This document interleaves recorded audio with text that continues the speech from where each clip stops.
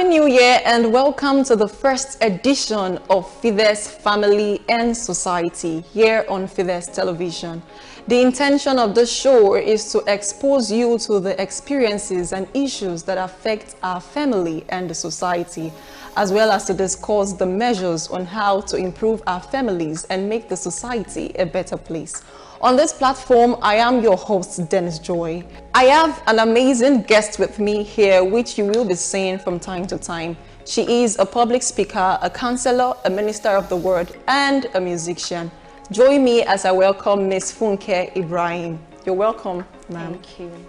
Our guest here will be sharing our thoughts and experiences on this topic after a quick timeout. Please stay tuned.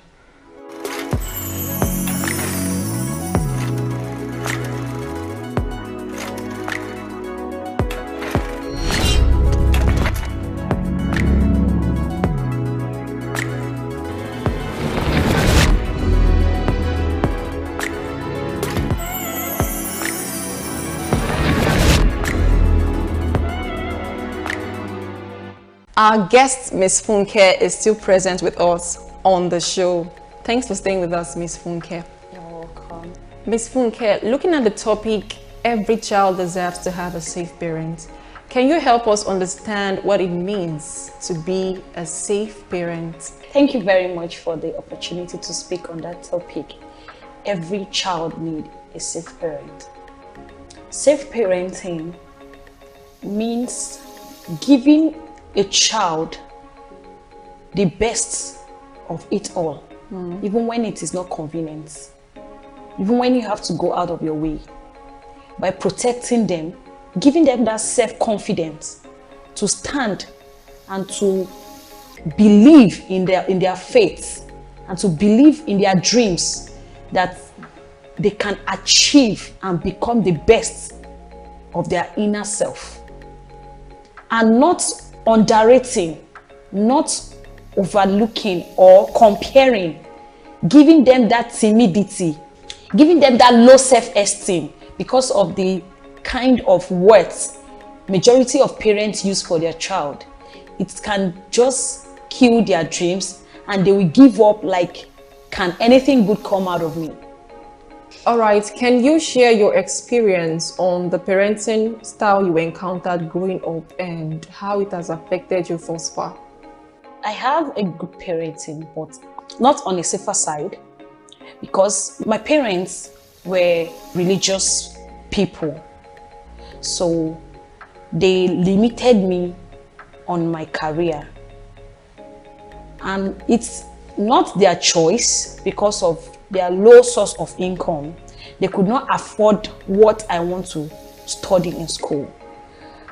But for them to just come straight to, compel me, oh, I would have loved to see you become what you want to be.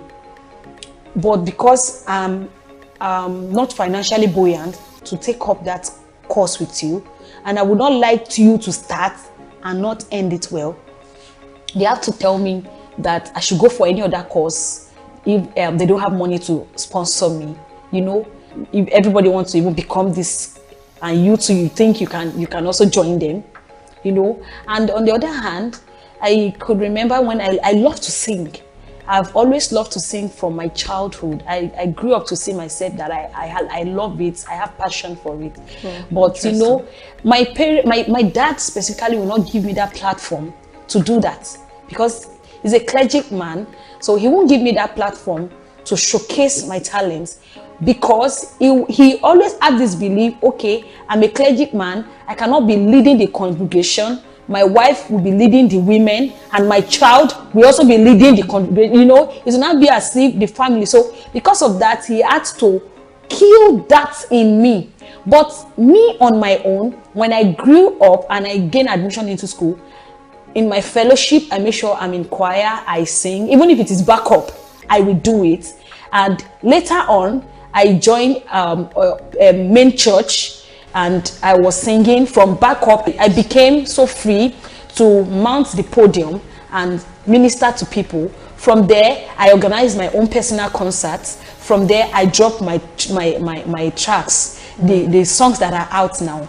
Yes, but if I'm to settle based on what I have with my parents, I'll be like, after all, why should I even be stressing myself? They will not allow me to sing, they will not allow me to do that. So on that, I think I'm not on the safe side, because it actually killed my innermost self, if not because of the belief that I have in myself and the determination that bed forth. Yes. Thank you very much. So what do you think is the reason behind the poor and unsafe parenting that we have in the society? Because it is really, really rampant now in the society to have children who are not well catered for under the roof of unsafe parents. So what do you think are those reasons behind the poor and unsafe parenting we have? Yeah, I think both secular or in the gospel's sense, pain is part of what causes unsafe parenting. Transfer of pain from our grandparents to our parents is one of the things that cause unsafe parenting. And relationship between some parents, you know, there are some parents that are single mother, not because they don't know how to be a good wife, but some of them, they lost their spouse, they lost their husband, or they lost their wife. Parents, our grandparents might give their child, which are our parents now, a scar. You understand? A wound. It's healed already, but it's a scar that whenever they see that scar, they will always remember that pain. Okay, let's take a look at my dad as an example. He lost his dad at his tender age and had to live with his uncle. That's his dad's younger brother, immediate brother. And I think after he finished his primary school, they could not afford to further his education for him. So he learned organizer till he grew up and he had the calling to be a clergyman. You know, now he sees, because of that pain of I did not go to school, I did not have someone to train me, he passed that pain on us like, oh, I'm doing you a favor, sponsoring you in school. You understand? I'm doing you a favor by training you in school. Do I have anyone to train me? I don't even have a father. You understand? So there are some other children that go through that kind of pain of, I'm only helping your life. I don't even have anybody to even cater for me. In fact, there are some parents that they don't like to sponsor their female children when it comes to education. They'll be like, oh, after all, you will end up in the kitchen. Yeah, we've do you understand? Yes, you will end up in the kitchen. So they'll focus on the male ones. And at the end of the day, in their old age, they will not see that it's even that female child that will end up in the kitchen, that will still come back, that they will still lay their head on their lap, that will take care of them than the male they take care of. Because another lady that will end up in your own son's kitchen will be the one to control your son. Yeah. Do you understand? Yeah. So that's it. Another thing that is giving unsafe parenting is divorce.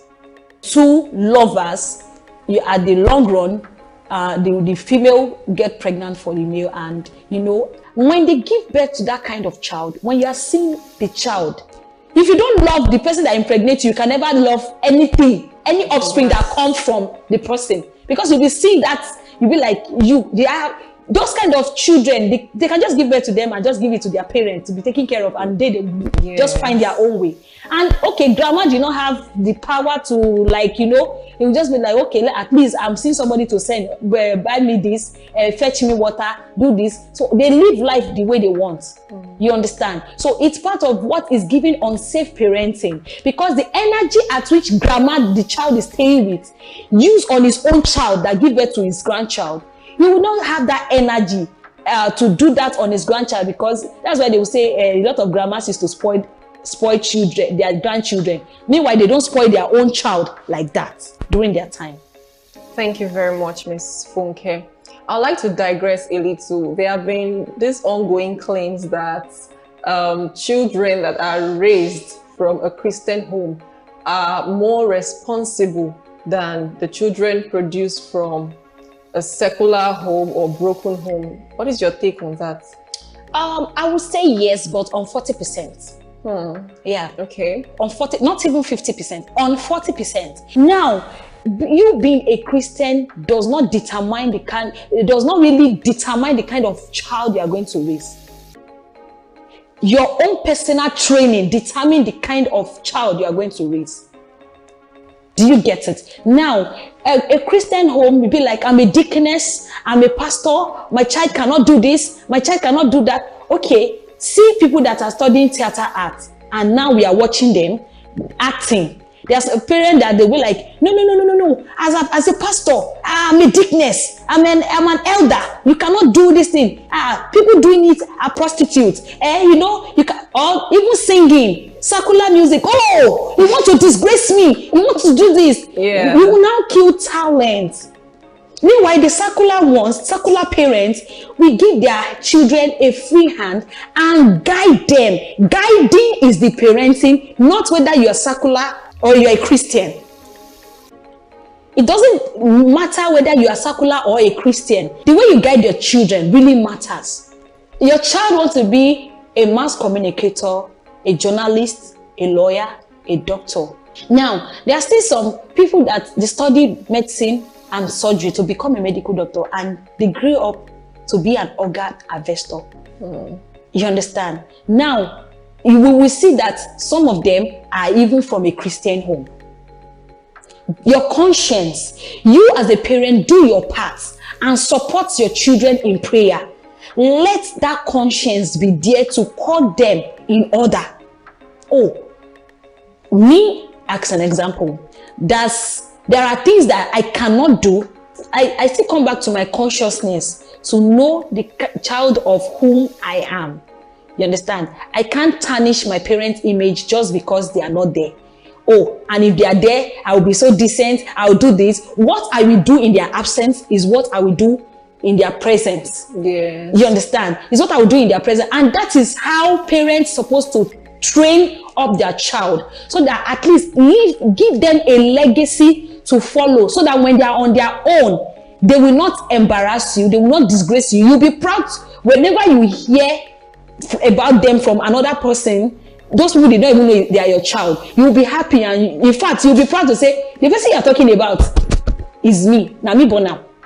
Is my child. Yeah. We have had lots of instances of parents, this from the Christian home, they raise children that end up living a pretentious life because they have not gotten that independence and liberty foundation. Yes. So the moment they have the little opportunity, boom, they are willing to I will use an instance of those clergymen, not because they don't raise a good child, but because of the limitation that has been given to their child.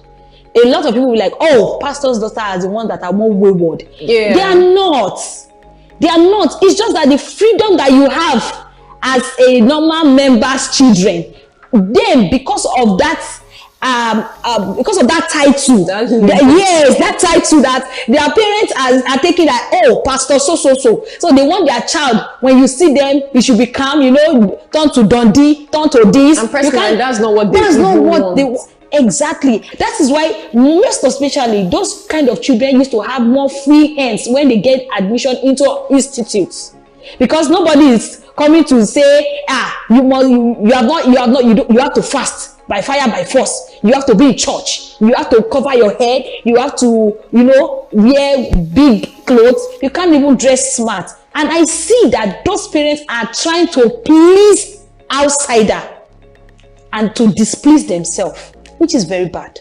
Yeah, thank you very much. So on a final note, I would like you to give advice to those parents that are not living up to their responsibilities. And it is, on the other end, it is one thing for you to be a safe parent. It's another thing for the child you are nurturing not to be responsive. So this topic, it has two key personalities involved, the parent and the child. So on this episode, we'll be treating the parents, and then going forward, next episode, we'll talk about the children. Number one thing I would say is forgive yourself. Forgive yourself. Forgive your parents. Yes, our grandparents, which are your own parents before you are parenting us, might have done you bad, might have treated you bad, might have killed a lot of dreams in you. If they know how to do best, they will not do what they did to you. Yeah. Now, sit yourself down. You don't have to still live in your pain. You don't have to still live in your shackle. if you have forgiven your parents, you will be able to work on yourself. It is when you work on yourself that you can now even tell yourself and make a determination that I'm going to give my children the best of what they want to be.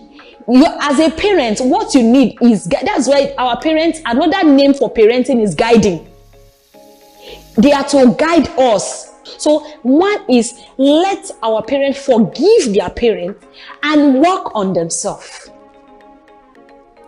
Thank you very much. So how can you encourage those parents that have started being safe on your children, performing their responsibilities and doing the needful, but probably they are not getting the response, the reciprocation from their children, and they are somewhat discouraged? So how can you charge them and encourage them? Consistency. And if they're not getting a responsive child, it might be genetics. Some people might just be stubborn naturally. But the fact that they are stubborn doesn't mean something good will not come out of it. Do you understand? Yeah. Shola Alison, in collaboration with Adekunle Gold, singing on a child, and there was this particular phrase in the song that said, a child that is stubborn today can still be an humble and a proud child tomorrow. You won't give up. The Bible recorded it saying, spare the rod and spoil the child. You understand? Yeah. If you spare the rod, you definitely spoil the child. And there are some children that they don't even like cane. You understand? But if you sit them down, oh, do you know what? I love the way my mom trained us. When we were small, if I do anything that is very, very wrong, and my mom has finished beating me, you know, the kind of beating that I needed. Later on, you know, as a child, before you know, one thing about child is, before you know, even if you scolded them, in the next 10 minutes, they are back to you. They will not even forget, they will not remember you once beating them. So if I go back to meet my mom and I was like, playing, maybe she's eating, I want to go, my mom will be like, yeah, come. You know, you make me to beat you the other time. I'm trying to tell you that what you did the other time is very wrong. Don't do that again. You understand? But there are some parents that will be like, after they've scolded the child, they've beaten the child, immediately they now see the child playing. You know, there's some parents will not just leave that child to play. They'll be like, oh, all you know how to do is to play. All you know how to do is to... You are not helping the child. You won't give up. You'll be consistent in training them. Know the kind of hands your children need. There are some that you have to shout on them. It will call them back to their real sense. There are some that you have to beat them, you know, spare the rod and spoil the child, just as Bible said. And there are some that they needed counseling. They need you to talk to them, to guide them, even using the scriptures to guide them. And you can use you can use another person to teach your child, but not comparing. Do you understand? Oh, don't you see the way Elizabeth is doing now? She's in so university. I remember when I've not gained admission into school, you know, and my dad will be like, your cousin brother, he's in school, he's in 200 level. Your cousin sister is in so. You are there, you are not doing anything. You know, I'll feel like it got to a time I have to tell my dad, like, destiny can only be delayed, it can never be denying. And it was not like, oh, the Bible says we should use this to comfort them ourselves. So you are comforting yourself. You know, it's not like, but exactly. So at the end of the day, I graduated before a lot of them that they don't even know. I became a graduate. A lot of people don't even know I'm a graduate, because when I go to school, nobody knows. And you know, when I was in school, I don't really show anything. Yeah. So you know, people they were comparing me with, and at the end of the day, I was ahead of them. Why? I did not limit myself. So our parents should know the kind of hands we need. As far as you don't give birth to a child, you are giving birth to 1, 2, 3. They are children, and those children are not the same and will never be the same. You can have 3 children and have diverse way to discipline them. So your consistency matters, and they should not give up, and they should always pray for the child. With all my explanation and what I've said so far, in a nutshell, I will sum it into 3 points. 1, consistency. Consistency, they should be consistent. 2 is they should not give up on the child like, oh, it is over. No, it's never over until it's over. And 3 is prayer. They should always support the child. In fact, whether he's stubborn or not stubborn, you should always pray, whether we are around them or we are far from them. So that's just it. Thank you very much. It's been an amazing interaction with Miss Funke Ibrahim on the topic, every child deserves a safe parent. And like I stated earlier, that there are 2 parties involved in this topic, the child and the parents. So today we looked at the parents, we encountered parenting styles and some measures that can be put forth to parents to be able to build a safe atmosphere for their children. On our next episode, we will delve into the children aspect, where we get to encounter the challenges that children face in the home and how they can navigate through these challenges to become a better person.